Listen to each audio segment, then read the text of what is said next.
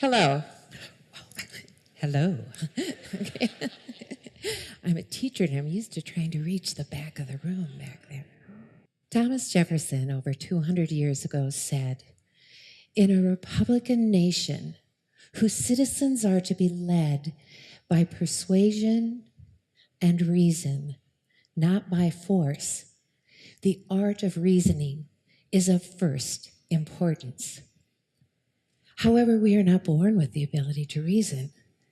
So how do we develop the art of reasoning? In education, we use a planning structure called backward design. We determine what our end goal is. Then we craft a series of activities that lead to that end goal.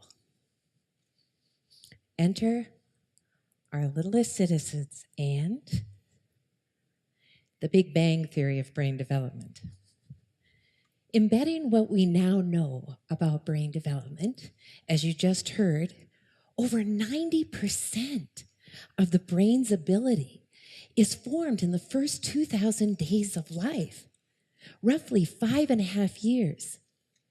And taking that potential and building it into a practice that is already in our culture, story time, we can begin to develop the ability and the art of reasoning.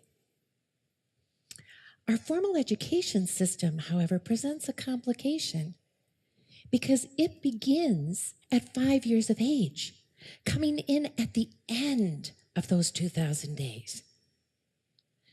We all know that reading to our children is very important. But do we realize that as parents and caregivers of these children, we are their first teachers? We have placed a great deal of faith in incomplete and outdated information that reading to our children as we were read to is sufficient. When we have a child cuddled close, we're sharing a story and we're talking casually about the illustrations in the text, we are missing the perfect opportunity to start the art of reasoning.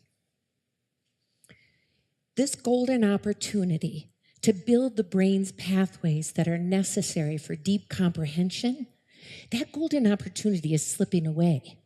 And it takes years to build these pathways.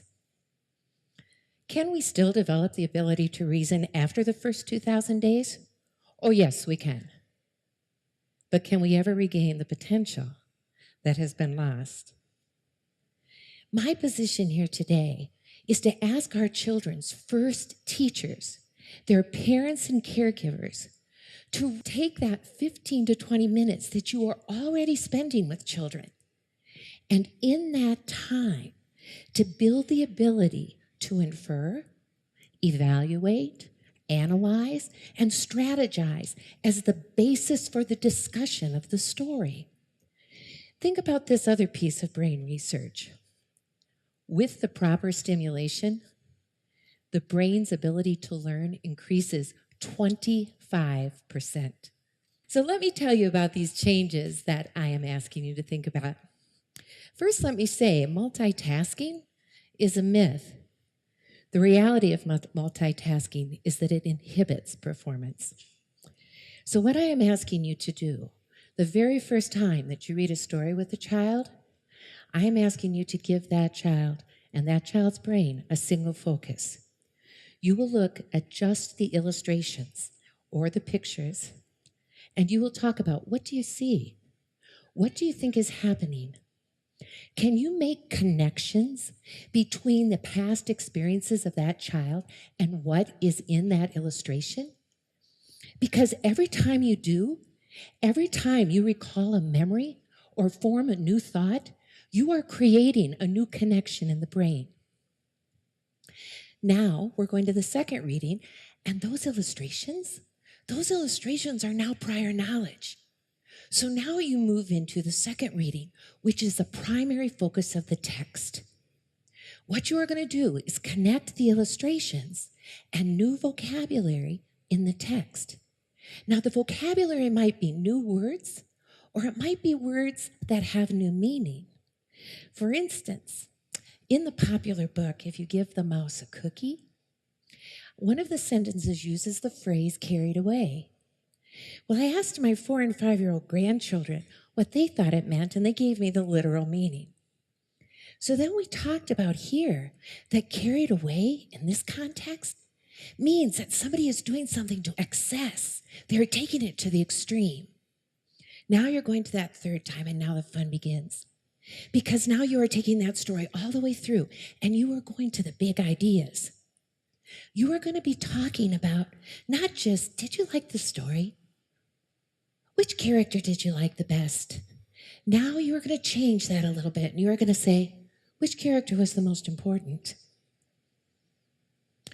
Did the characters learn a lesson? What events in the story helped the characters learn that lesson? Was there a main idea? Central message? Which character is most like you? Now, the key part of this discussion is not so much the answer. It's the reasoning that the child gives. Because you are going to ask them what supported their answer. They're going to go back into the text and cite evidence, and they're going to connect that with their prior knowledge to form a new idea or a new opinion. The art of reasoning. Now, the potential for our children in benefits is obvious, isn't it? Because as their world expands and they are listening and reading and viewing new information, ideas, and opinions, can't we see the transfer here? Let's take this one step farther. Let's envision our community embracing this redesign of Storytime.